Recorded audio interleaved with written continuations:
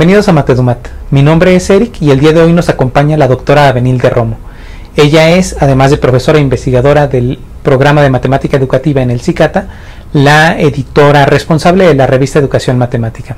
Avenil, mucho gusto de tenerte en el Matedumat.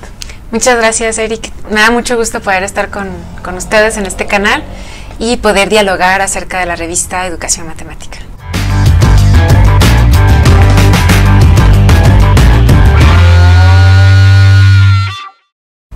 Pues mira, el motivo de este video tiene que ver con enterar a la comunidad que sigue el canal acerca de los pormenores de la revista Educación Matemática. En ese sentido te vamos a plantear algunas preguntas y bueno, la información que nos puedas brindar será de real importancia para todos nosotros. Lo primero, me gustaría saber tu formación, a qué te dedicas actualmente. Bueno, yo soy originaria del estado de Jalisco. Me formé en la Universidad de Guadalajara como licenciada en matemáticas y después hice la maestría en matemática educativa en el CINVESTAF, en el Departamento de Matemática Educativa, y posteriormente realicé los estudios de doctorado en París, en la Universidad de París 7. Estos estudios los hice bajo la dirección de Michel Artigue y de Corinne Castella. ¿Y a partir de qué año estás con la revista Educación Matemática? Entré al comité editorial, si mal no recuerdo, en el 2011. Me hicieron la invitación a participar en este comité y desde entonces pues colaboro con la revista en diferentes actividades, ¿no? La primerita pues consiste en hacer una gestión de arbitrajes y poco a poco he ido trabajando en otras actividades hasta llegar ahora a tener pues la responsabilidad máxima de la edición. Y en este caso la revista es una revista de historia, es una revista pues de las más antiguas en educación matemática, al menos en México. ¿Nos podrías hablar acerca de su historia? ¿Cómo surge? ¿Cuándo surge la revista Educación Matemática? Quizá en tu pregunta voy a empezar un poco por la historia que yo tengo con la revista. Okay. Mi padre es profesor de matemáticas, además de ser un agricultor apasionado de maíz en La Barca, Jalisco. Y a esta región jalisciense llegaba la revista que él encargaba por correo. Entonces los primeros números que yo tuve en mis manos fue siendo muy chica, ¿no? Porque mi padre se interesaba en leer los artículos de esta revista y de hecho pues tengo una imagen muy clara de una portada que se parece mucho a esta, que bueno, fue como la primera revista de educación matemática que tuve en mis manos cuando ni siquiera tenía idea que iba a estudiar matemáticas y después matemática educativa y que iba a estar tan relacionada con la historia de esta revista. Esa es como mi historia personal y por tanto pues le tengo mucho cariño a la revista porque la conocí en mi casa. Acabamos de publicar el tercer número del volumen 31, quiere decir que la revista se ha venido publicando durante los últimos 31 años de manera constante, 3 números por año. Y gracias a tu visita o a mi visita a tu canal, pues puedo hablar de la fundadora de esta revista, que es la doctora Elfriede Wenzelburger, ¿no? Tiene ella un apellido alemán porque ella era originaria de Alemania y al parecer pues estuvo primero en Chile, después realizó sus estudios en Estados Unidos, pero finalmente eligió a México como su país adoptivo y aquí con algunos investigadores, algunos matemáticos, no todos eran matemáticos educativos, pues fundó esta revista y de hecho esta carátula que acabamos de ver es la del primer número, aunque aquí se habla de un número 0, que yo todavía no he tenido oportunidad de conseguir, pero digamos que este es el primer número y tú podrías ver que lo tuvo pues a cargo mucho tiempo la editorial iberoamericana, después lo tuvo Santillana y actualmente pues es difícil que una editorial se haga cargo de una revista científica. El hecho de que la revista pues la hayas conocido por medio de tu padre, que tu familia fuera usuaria de esa revista, me lleva a preguntarte a quién va dirigida, quién está interesado en leer la revista. Creo que uno de los rasgos característicos de esta revista es que pretende ser una herramienta para el profesor de matemáticas. Siempre me parece que ha sido una revista que en su posibilidad como órgano de difusión tiene un objetivo claro de incidir en la enseñanza de las matemáticas. Por tanto, siempre uno de sus públicos predilectos es el profesor de matemáticas. También, por supuesto, se ha expandido con bastante fuerza a la comunidad de investigadores, porque es una comunidad que ha crecido bastante. Y hay muchos sucesos en la historia del país y la educación matemática que han hecho que esa comunidad pues cada vez tenga mayor presencia. Sin embargo, la revista actualmente sigue manteniendo pues su sección de contribución a la docencia, que está específicamente pensada para profesores. Hace un momento nos comentabas que se publican 3 números en cada volumen. El primer número sale el 1 de abril, el segundo el 1 de agosto y el tercero el 1 de diciembre. Es cuatrimestral. Y actualmente pues la revista está disponible en línea. Digamos, en la página es posible descargar el número completo o alguno de los artículos. Hay diferentes tipos de trabajo. Hay la sección que yo diría es la más buscada por la gente que desea publicar en nuestra revista, es la sección de artículos de investigación, porque tenemos otra sección que es de ensayos y tenemos otra sección que es de reseñas.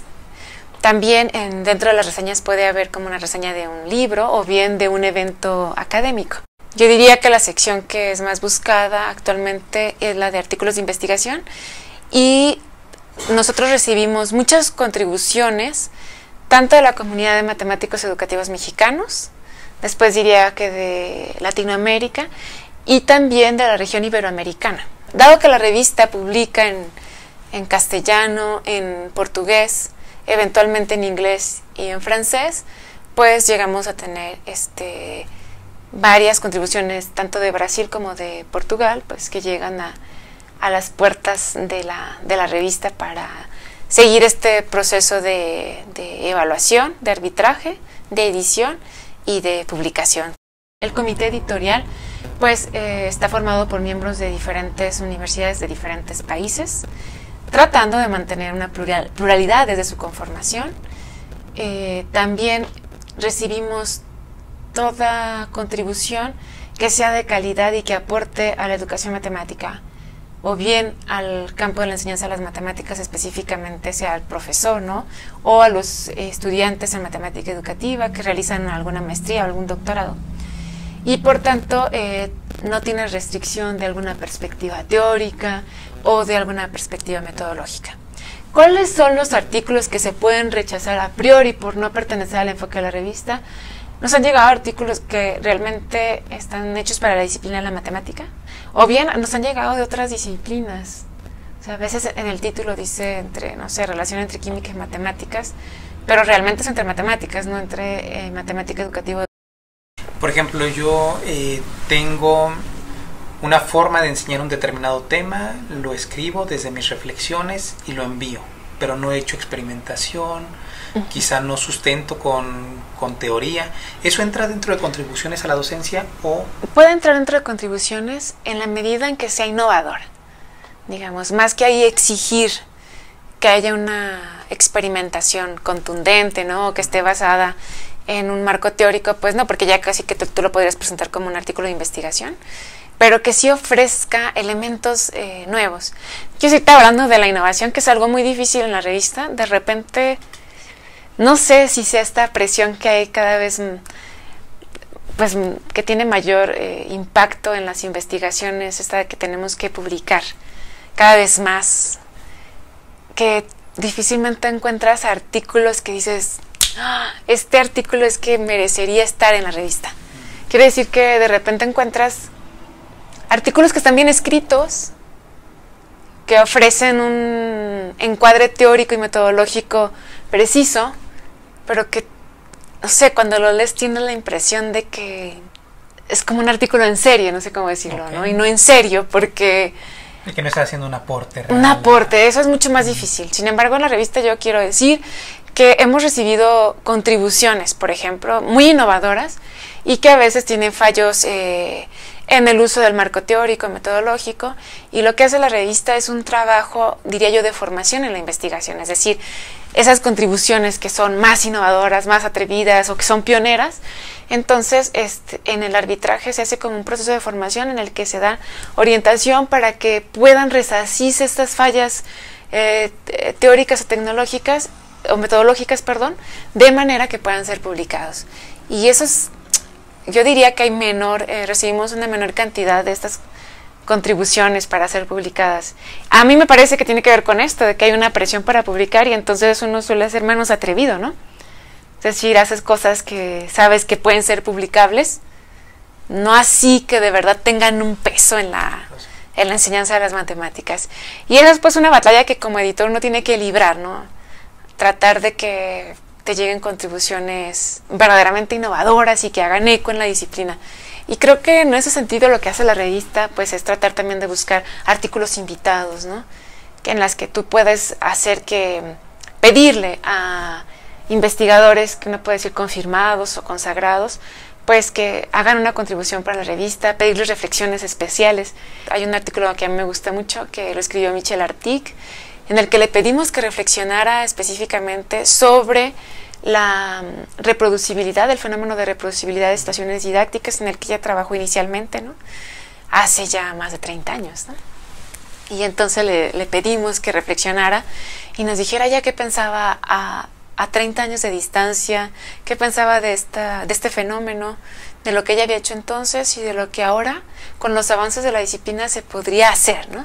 Me parece que es un artículo muy bonito. Y así podría decir que todos los artículos invitados que aparecieron en el volumen 30 y los que aparecieron en el volumen 31, desde mi punto de vista, son imperdibles, ¿no?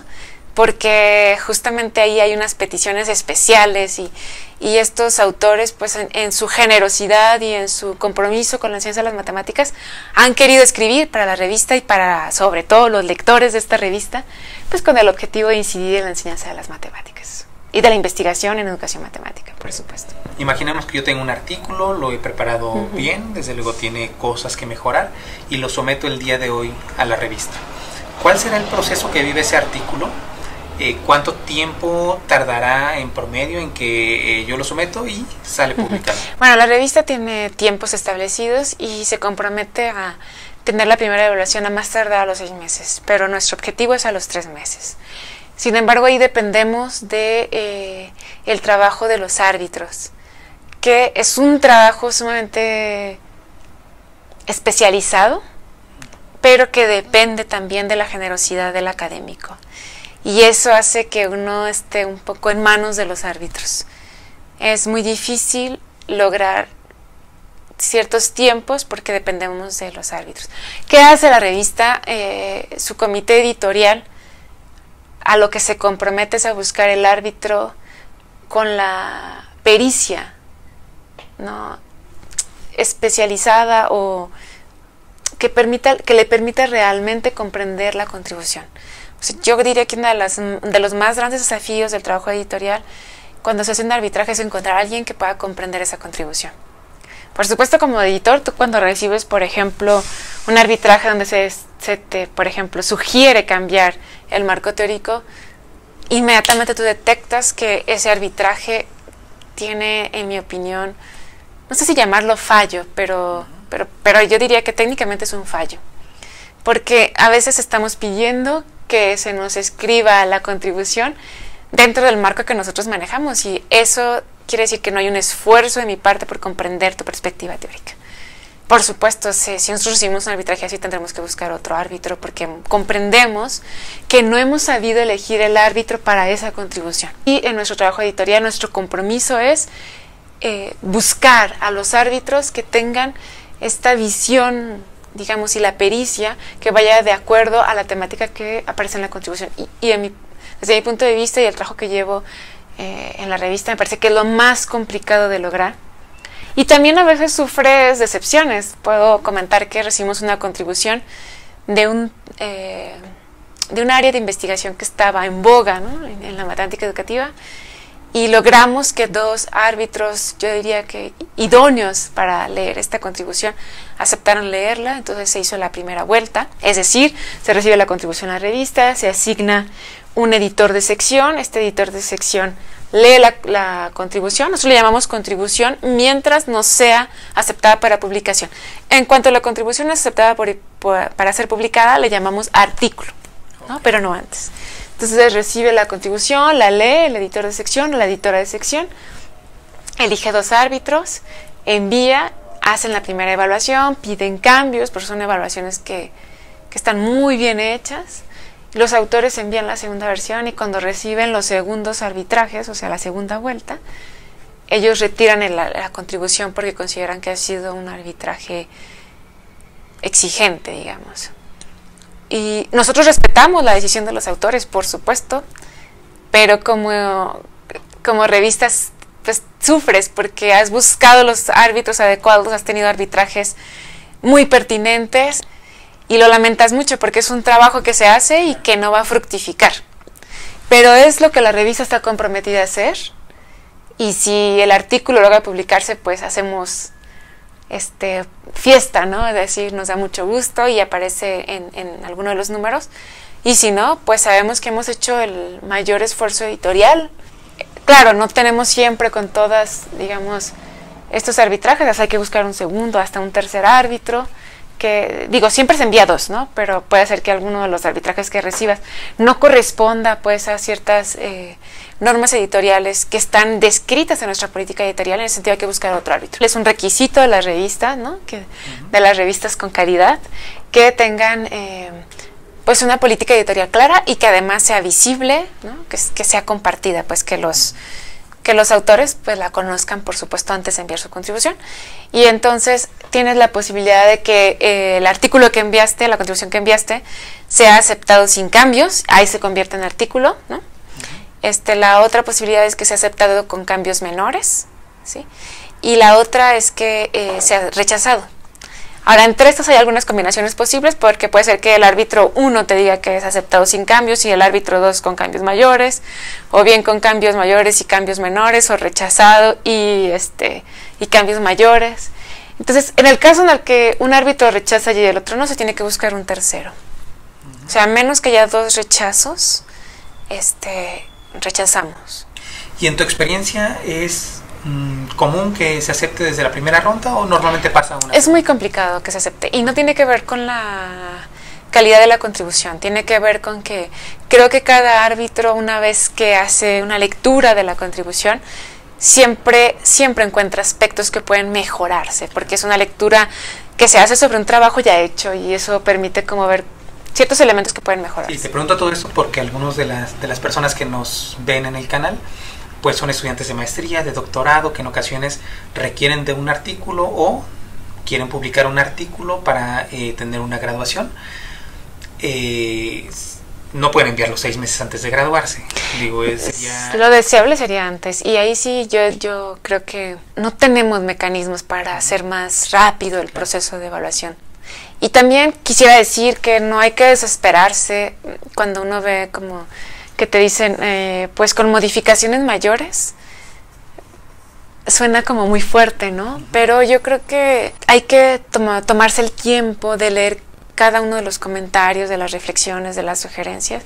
Yo creo que en general este trabajo de rehacer o de corregir o de pulir, de reflexionar aún más, cualquier escrito es muy valioso, es un trabajo muy bonito, y finalmente es poder socializar el proyecto de investigación que uno está realizando con expertos. Entonces yo creo que nadie tendría que desanimarse por ello, menos los que estamos en formación, ¿no? Porque es sobre todo una oportunidad para aprender.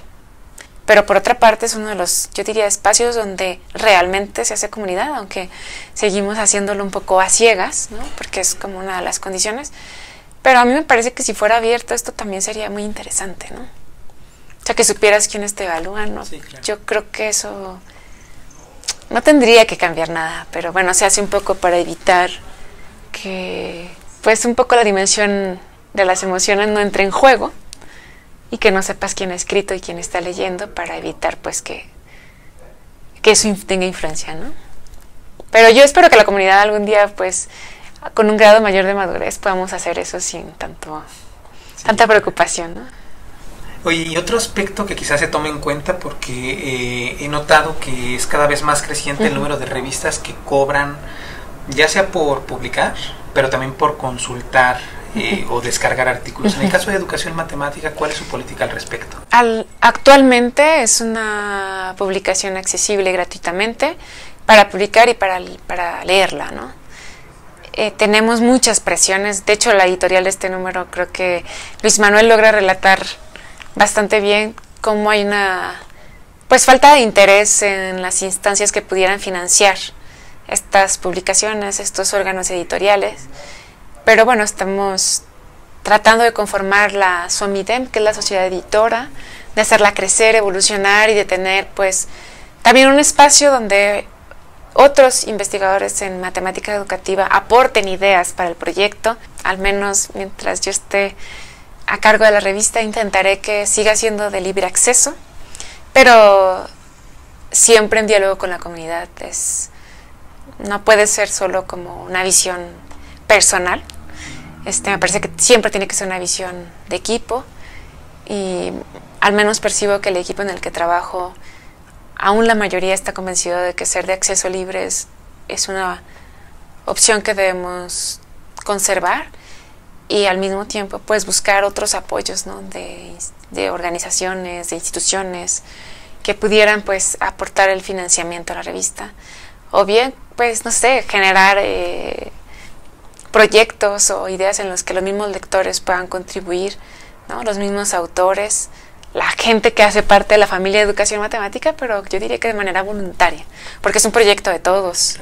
Entonces, sí hay muchos costos. La revista, una en línea, a nosotros más o menos nos cuesta unos 200,000 pesos al año, porque hay que pagar corrección de estilo y que aparezcan los índices. Hay muchas cosas que se tienen que hacer para que la revista pueda vivir, ¿no? Hay que mantenerla. Y estoy segura, ¿no? que la comunidad de educación matemática, que no se restringe a su comité editorial ni al grupo de autores y de lectores, pues, sino que va mucho más allá, de gente que nos ha leído quizá una sola vez o que ha entrado a la página, pues que poco a poco vayamos teniendo vías para que esta comunidad tenga voz y voto. Desde el punto de vista de las expectativas que se tiene para la revista Educación Matemática de aquí a un futuro cercano, un mediano plazo, me gustaría saber cuáles son dichas expectativas, pero sobre todo cómo la comunidad de matemáticos educativos podemos aportar. Sí, bueno, hay diferentes expectativas. Me parece que la primera es hacer crecer la página de la revista, que sea mucho más amigable con los lectores, ¿no? Reactivar el Facebook y las redes sociodigitales asociadas a la revista, que han estado un poco dormidas en el último tiempo debido a la cantidad de trabajo, no es otra cosa. Y a esa falta de financiación, pues que realmente muchas tareas están a cargo de nosotros y eso hace más difícil que podamos como solventarlas de la mejor manera.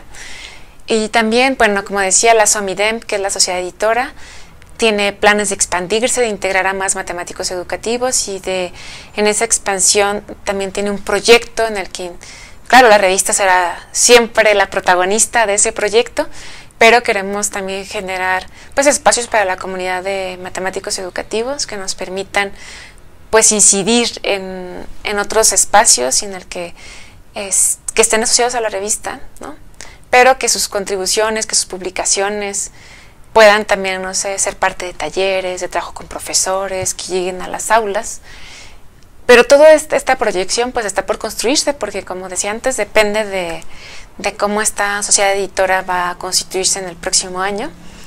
Y me parece que también ahora, bueno, están a la venta, solo está el libro del 30 aniversario, entonces comprarlo, adquirirlo, es una forma de contribuir sin duda a la vida de la revista, ¿no? Por supuesto, leer la revista. Si la revista no se lee, la matas, ¿no? No tiene razón de existir. Entonces yo creo que leer y escribir para la revista son fundamentales, y por supuesto que también creo que podríamos crear algunos espacios para donar, ¿no? Quizá crear algo así como los amigos de la revista o algo así. Pero todo esto, Eric, pues está asociado a algo que estamos haciendo ahorita, legalmente tener como todo el espectro de lo que podemos hacer, ¿no?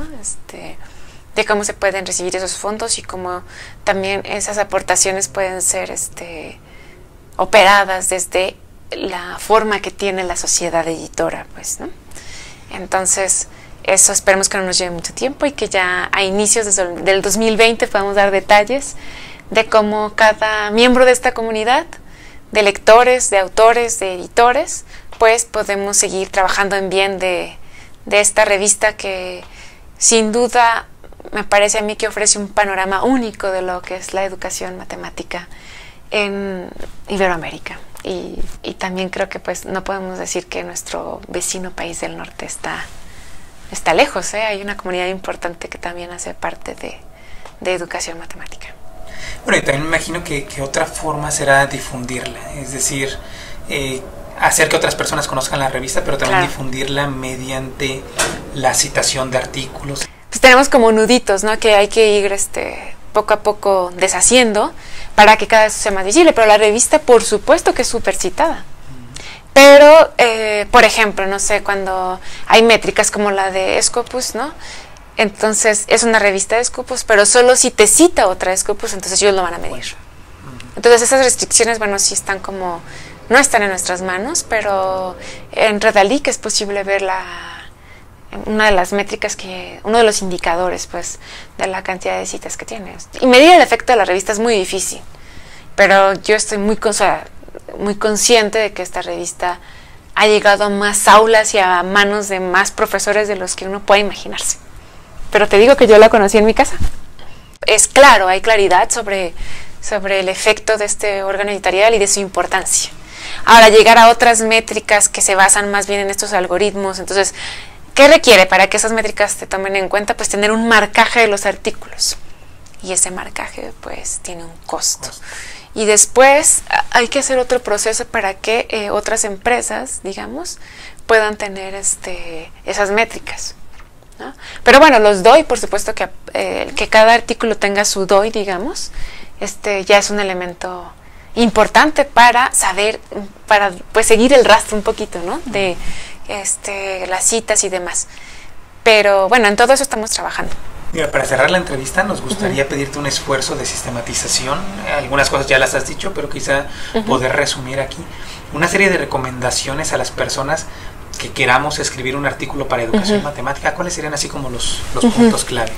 Yo diría primero que hay que ser atrevidos cuando se escribe un artículo, es decir, tratar de reflejar en el escrito la importancia de la investigación, ¿no? De la contribución a la docencia que se quiera hacer, y más que cuidar las formas que tú consideras que van a hacer que esto se haga publicable, me parece que mostrar el corazón de la investigación, ¿no? Y después creo que es muy importante leer la política editorial, que es un elemento rector de la revista, que habla de la identidad de la revista. Entonces, si tú quieres publicar en una revista, tienes que conocer su identidad y por qué crees que esa investigación que estás haciendo puede ser parte de este órgano editorial, ¿no? Y después creo que sería muy importante, pues, una vez que has revisado estos elementos, tratar de mirar en la historia de la revista qué otros artículos pudieran corresponderse con la contribución que tú estás escribiendo, ¿no? Que puede ser de temáticas o de resultados o de teorías, ¿no? Que crees que hacen eco, porque eso permite hacer que la revista, pues, en sí misma muestre su evolución. Entonces, como autores sí podemos contribuir a ello, ¿no? Y después, una vez que está escrito, pues, sí enviarlo, ¿no? Y seguir este proceso. Y si en algún momento sienten que es necesario como, pues, o que va lento, o que quieren que se agilice o esto, pues escribirnos, por supuesto, y entrar en diálogo con nosotros para que eso se resuelva. Entonces, yo creo que para ser autor de la revista hay que ser lector de la revista, ¿no? Y reconocer cómo la investigación que estamos realizando puede ser parte de educación matemática y cómo hacer que esa misma revista tenga, pues, una vida, ¿no? Que vaya como reflejando su evolución, ¿no? Si tú lees, no sé, un artículo de hace 20 años que tiene elementos que tienes que retomar, preguntas que no se respondieron, y tú lo retomas en pues estás mostrando también la evolución de ese mismo órgano, ¿no? En el que estás tú contribuyendo para difundir tu investigación. Entonces creo que a veces parece como que uno se enfoca solo en lo suyo. Yo diría que no, que hay que abrirse, particularmente en la revista, reconocer su identidad y cómo podemos aportar a esa identidad desde la misma investigación que estamos realizando, ¿no? Y también, pues, tratar de mostrar con claridad cómo se sitúa tu investigación, ¿no? y los resultados que ofrece. Pero sí los animaría, los invitaría pues a escribir artículos cada vez más innovadores, a hacer investigaciones pioneras, a reconocer las necesidades del profesor de matemáticas, a reconocer sus conocimientos y hacer pues a partir de la propia publicación, ¿no?, de lo que nosotros escribimos, pues diálogos y espacios para escucharnos y para reconocernos. Pues no nos queda más que agradecerte la generosidad con la que nos comparte esta información. Seguramente a aquellos que queremos escribir para educación matemática nos va a ser de mucha utilidad, a las personas que nos siguen en Matedumat, y bueno, gracias por aceptar la invitación. Al contrario, muchas gracias y por favor, hagan clic en la revista Educación Matemática y síganos leyendo. Y suscríbanse a Matedumat.